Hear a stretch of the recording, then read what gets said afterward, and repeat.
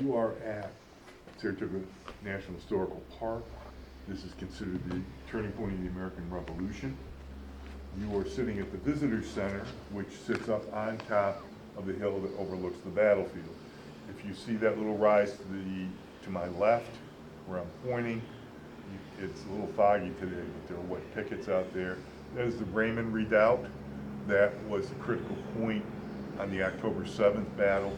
The Americans take that. Also, on the 19th of September, behind that hill are three hills where Simon Frazier's British Advance Corps was located at that point in time, and they fed men into the battle. Through the break through the trees is the Freeman's Farm. That is where both battles of Saratoga took place on the 19th of September and October 7th. 1776? In 77. 77. This battlefield, somebody once asked me, why is this battle fought here? The reason is the Lake Champlain Hudson border. I don't know if we've got that in that map or not. It would be nice, wouldn't it? Particular point in time. Burgoyne, Burgoyne became the commander in 1777 of the British forces from Canada. Bennington is in Vermont. Is in Vermont. Now, we'll talk about that as we go through. You have to talk a little bit about the history of the background of the Northern Department, this is what this is. In 1775, the Americans take Ticonderoga, of course, and from that point, the Continental Congress decides they're going to invade Canada. Yes, it is, right at the Mount top. what? Right up, pardon? What mount? Oh, this one. Right here, there we go. Okay. Fort Ticonderoga. Yeah. Mount Independence sits across. In 76, it was decided they would move out of Crown Point in June. Excuse me, I've got, my glasses broke and I'm using, Old ones. well, bifocals, which I usually have progressive, so I'm getting used to using it. Okay. So half the time I'm blind. Ah. All right, but Ticonderoga was defended in 1776. Okay. They rebuilt it, and Mount Independence is across the lake at the Narrows into what would now be Vermont. It was called the New Hampshire Grants at that point. Okay. So this isn't Canada yet? This is upstate New York. Upstate New Yeah, York? they were forced out of Canada back into this area. What do the Americans do? What do the British do? Well, the British commander, Sir Guy Carleton, who was then the commander of British forces and the governor of Canada. So most of the year, the spring, summer, and fall of 1776 was used to rebuild or build a navy.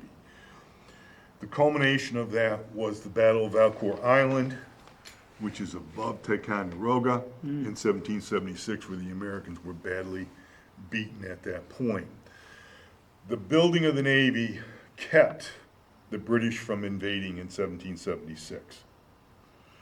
In 1777, it was thought that they would again invade.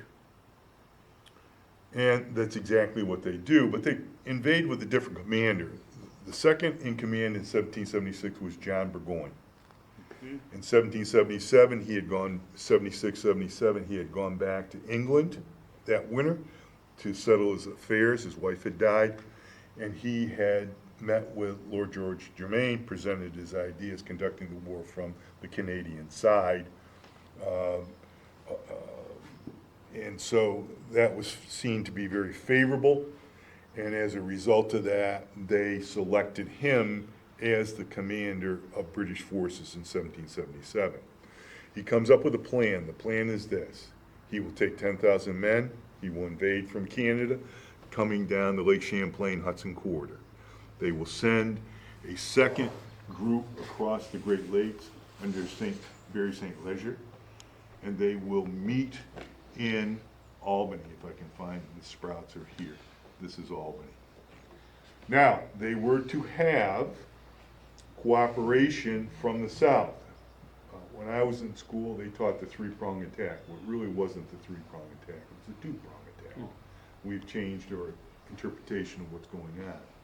So late June, beginning of July, Burgoyne starts his movement down from Canada, takes Crown Point quickly, which was really not occupied, and then he pulls into Ticonderoga. He has 10,000 men. Half of those men are British, in the British Army, the other half are German. Burgoyne's thought was he would put a siege on Ticonderoga. That siege would circle both Fort Ticonderoga and Mount Independence at that point. The Germans are on the Vermont side. Simon Fraser's group, the Advanced Corps, Light Infantry, Grenadiers, are on the Fort Ticonderoga, the New York side at that point. Arthur St. Clair, who's the Major General who's commanding at Ticonderoga and Mount Independence, sees what's going on, and he makes the decision that he will retreat because he's going to be cut off. He has about 3,500 men, and his decision was, I don't want to lose all these men. He actually makes a statement. The statement is that I can stand and fight and save my career, or I can retreat and save the army. He makes the decision to save the army. So what he does is he ends up going down Lake Champlain to, Skenesboro, or actually he sends down his supplies, his equipment, his hospital to Skenesboro. He ends up going into Vermont with his main army, with the idea that they're gonna get to Schuyler in Fort Edward, which is right here, but they're gonna go through Vermont to do it. Now, they have a couple of battles as a result of this. There's a rearguard action at Hubbardton, where we have stragglers from St. Clair's army that fight on July 7th. They barely get beat, but they do get beat by Simon Fraser and General Riedesel, who is the commander of the German forces. At Skenesboro, they end up sending the supplies, equipment down. They take off on the evening of July 5th and 6th, all of them. They end up going down this water force with several hundred bateaux filled with equipment. They go down, they think they've got plenty of time because there's a chain between Ticonderoga and Hubbardton. The British actually, once they establish themselves at Ticonderoga and Mount Independence, they come down in ships and they quickly blow through that chain. The Americans, under a Colonel Long of the 2nd New Hampshire, end up arriving in Skenesboro about 3 o'clock in the afternoon. He's just unloading equipment for a portage. You know what a portage is? You're gonna go walk around waterfalls at Skenesboro. They get there and guess, lo and behold, maybe an hour, 20 minutes to an hour later, guess who shows up but the British? They actually blow everything up. The Americans escape, going down what is Wood Creek, and go to Fort Anne. The British follow to a certain extent. The next day they send out the 9th Regiment with about 190 men with them at that point in time. They fight a battle, a skirmish on July 7th. The 9th Regiment stays there overnight and fights a major battle on the 8th of July, which the Americans should have won, did not. They were faked out. They thought there were reinforcements coming, and they thought Native Americans were coming, and so what they end up doing is they retreat, they pull back into the fort at Fort Anne, they burn it, and they move down to Fort Edward. So the British, at this point, control all the way down to Fort Anne, and Burgoyne has to consolidate what he's going to do. The one problem that Burgoyne has is he doesn't have enough horses, men, to run those horses, carts, and other equipment that he needs. And so what he decides to do is, he is in Skenesboro. He's made a statement, this army never retreats. And so he's going to take his main force, his foot soldiers, and he's going to build a road from Skenesboro to Fort Anne. Now you'd say that's pretty simple, right? Well, they've been having wars through that area for at least 100 years, if Right. not more. The area around Ticonderoga to to Skenesboro is called the Drowned Lands, meaning it's swamp. Oh, So now what you've got to do is build a road. They do have a road that goes from Skenesboro. It's a path. But to have artillery, men, that kind of equipment, you've got to build a substantial road. And so he makes a decision that he's going to do that. He takes his time in that decision. He's going to send the rest of his equipment, his artillery and all that. He's going to portage it Ticonderoga up to Lake George and bring it down to Fort George, if I can see Fort George here. You got Fort George on this map? There we go. He's going to bring that down to Fort George, down Lake George, which went rather quickly, and then he would end up in Fort Edward. Now, what he doesn't really realize, he doesn't realize the territory. It's backbreaking to do the portage, but you can do it. The road, on the other hand, he has control of Skenesboro on July 6th. He does not arrive in Fort Miller, which is below Fort Edward, until the middle of August. A month and a half, 40 days. Why is that not on here? I don't know why they didn't put it on this, because Fort Edward was a major spot for them. Fort Miller is just below it, whereas Saratoga right here, okay? It's between. There was no battle fought at Fort Miller. That's the reason. They also don't put in here Moses Creek, which is where the Americans were stationed as well for a short period of time, all right? I guess they can't get everything on that map. So he gets to Fort Miller. Fort Miller, it's the middle of August. He still doesn't have enough equipment. He thinks he needs 5 weeks of equipment once he crosses the Hudson River into Saratoga, which is now Schuylerville. So what he decides to do is he hears there's a Continental storehouse in Bennington. You asked me that question. So he sends to Bennington Colonel Brayman with about 1,000 men. He is the head of the Lake Dragoons, German unit, and they are highly rated. But the problem is, Baum can't speak English. They have to have an interpreter because they bring loyalists, they bring Native Americans, they bring some Germans, so guess what? It's a problem. It's a problem. They get there, they pull in to Bennington, and lo and behold, who's sitting there because their intelligence didn't tell them this? John Stark. Have you ever heard of John Stark? Famous French and Indian War hero. He fought with Rogers Rangers. You ever heard of them? Rogers Rangers big during the French and Indian War. Actually, the basis of the Rangers that we have, our ranging units and our army is based off of these guys. oh, okay. So what happens is Stark has got 2,000 guys. He's challenging Baum, but he's not attacking.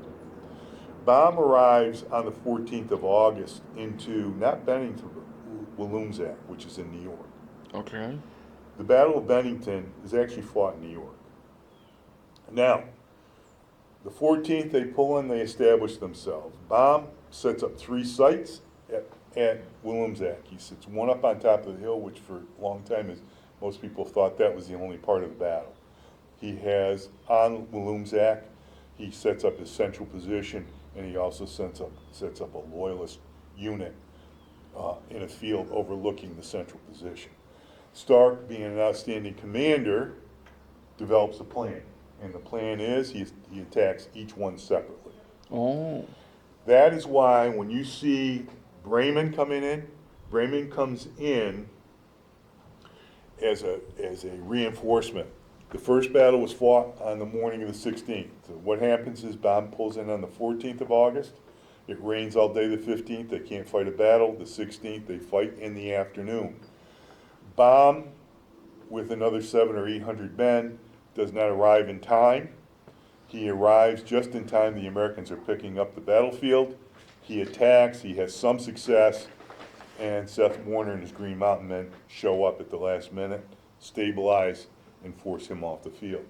Burgoyne loses killed, wounded, and captured 970 men out of a 10,000 man crew. That hurt. What hurt him worse was that he had to sit there for another 4 or 5 weeks until he gathered enough equipment to cross in September from the 13th to the 15th. It took him 3 days to get his men across a bridge of boats in what is now Schuylerville, but it was called Saratoga at that particular point in time. Once he does, he moves rather quickly. He gets down here by the 19th of September. And the 19th of September, he splits his army into 3 columns. The advanced corps, I've talked about it already. The main column of his soldiers, his main units, the 9th, the 20th, 21st, and 62nd, which he is in command with General Hamilton, Okay. Brigadier General. And the last group are the Germans. They are down on what would now be the River Road. I see. All right? They were there to protect the bateau because they have to use bateau to bring their equipment down. They are hung close to the river the whole time. All right. So on the morning of the 19th, 2 columns go up what is now Wilbur Avenue, which still exists. It wasn't called Wilbur Avenue at that time, but went up that road. They split off, and they end up, Simon Fraser's group ends up over here on the Bremen Redoubt. Burgoyne's group ends up just a little bit below Freeman's Farm, and Rita Zell is down on the road and close to where the entrance road is when this whole thing starts to happen. That's what we're going to take a look at today. Okay. 2 farms. There's a farm here to the right. There's a farm over, we get around the curve to the left. It was called the Barber's Farms. This was Jared Barber's, Jacob Barber's farm. To the left would be Simeon Barber's. This field's important. This field's important because on the afternoon of October 7th, Burgoyne is becoming desperate. He's been the first battle of Saratoga. And so he's got to find supplies. His bread rations down to half ration. And so what he does is he brings 1,700 men. 1,500 the main column, 200 went out in advance is to look for the American fortifications.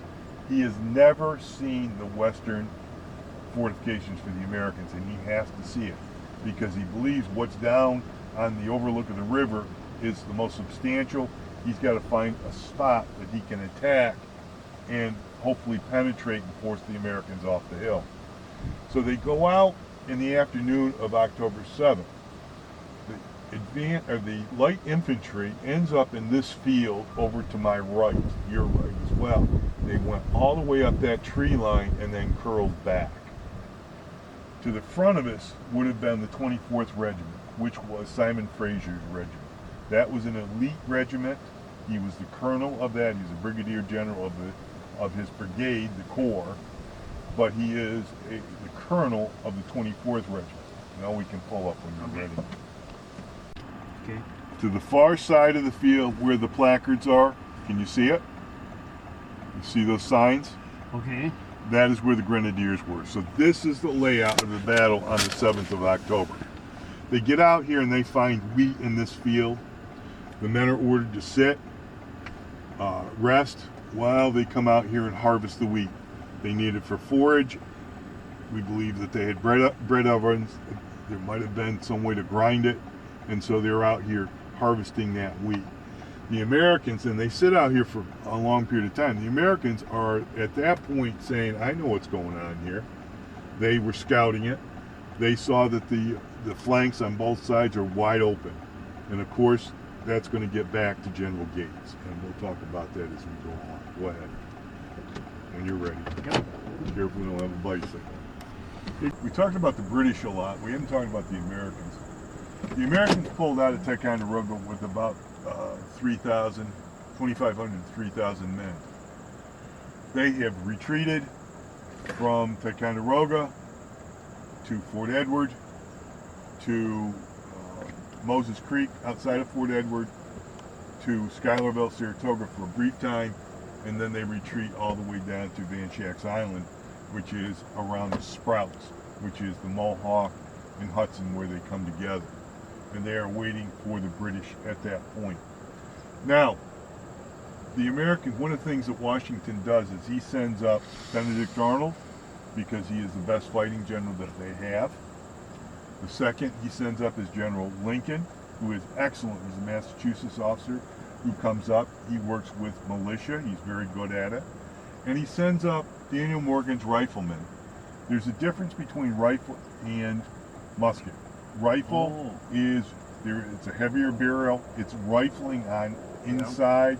Musket, on the other hand, is a smoothbore weapon. What's the difference? Killing range for a musket is about 75, can go up to 75, 80 yards. Rifle, on the other hand, go between 200 and 300. The problem is that the rifle is a delicate weapon, delicate lock, delicate stock, and so it can't be used on an open field very effectively. What they decide to do a day or two before the campaign is they take a light infantry unit they put together. That is by Henry Dearborn. He ends up being connected with Morgan's 400. So they've got about 700 or 800 men at that point. Morgan is effective on the 19th of September. We'll talk about it. He's effective from the 19th all the way up to October 7th. And then again, he is very effective on the 7th of October. You know that field we looked at originally on the right?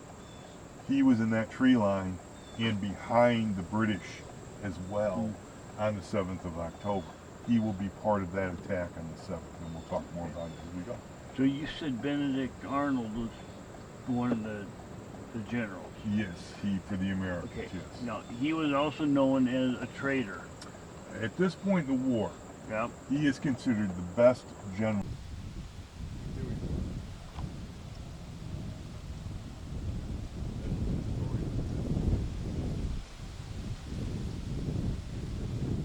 I used to park right up on top.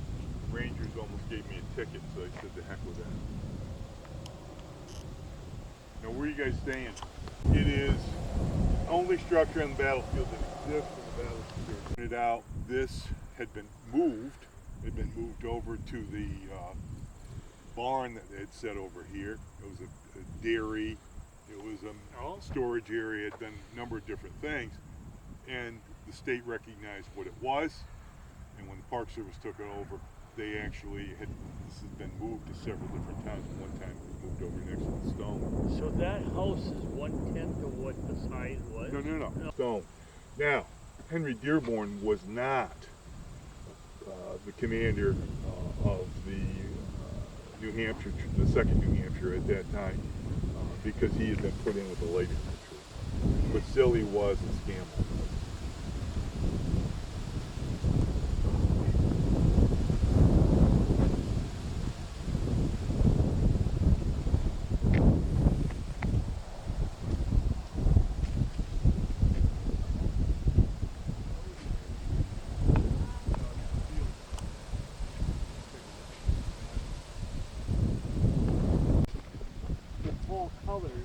This is a pretty good week for him.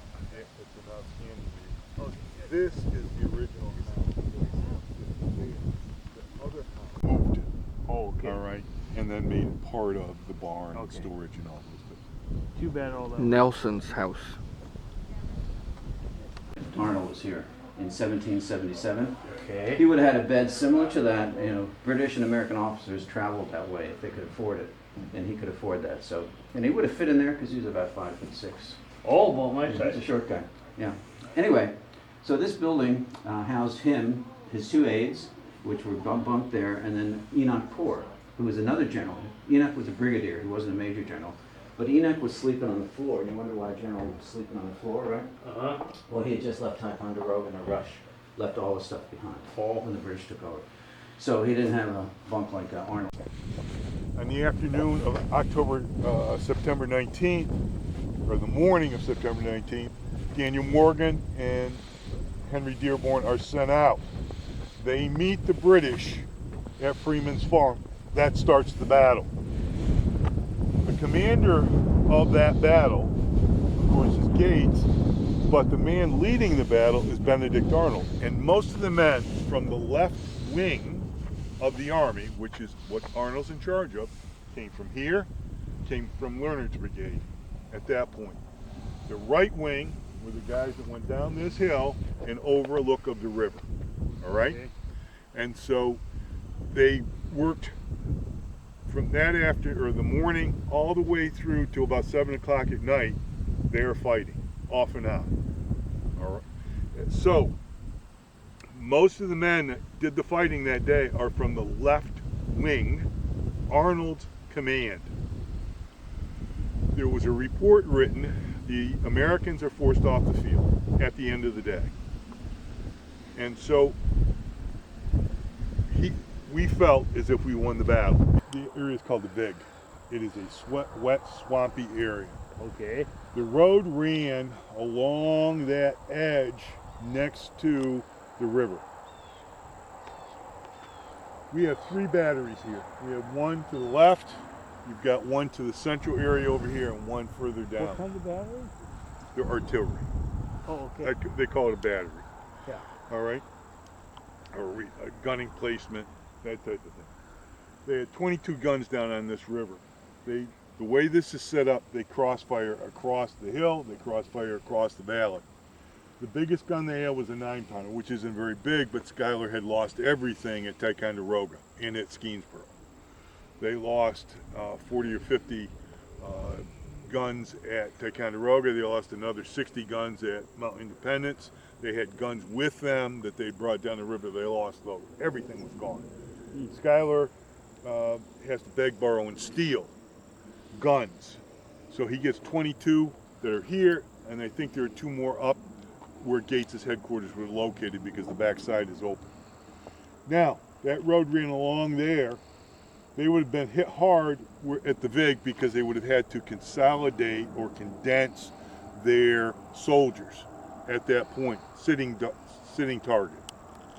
If they got through that point, they would have come down and had a crossfire across this valley. You see where that high grass, that brown area across the green is, right in front of us on a diagonal? That's the original road, took a turn right there, down into here, and came right below this. So that put them right on top, right below these guns. They would have gotten chewed up there as well at that point. They have a blockage on the road. They have a blockage from the road all the way over to the river. And they have, at the intersection of 4 and 32, they have a bridge of boats, and they have more men at that point. They've got about 3,000 to 4,000 men in this area that can defend these areas. This would have all been clear cut at that point. They wouldn't have had those trees there. There's a ravine back here. There's a ravine back there. It would have made it difficult for the British to attack it at that point in time. This can be defended. It is defended. Yeah. And it's going to pinch in. It's going to widen is what it's going to do, and then get more narrow as we go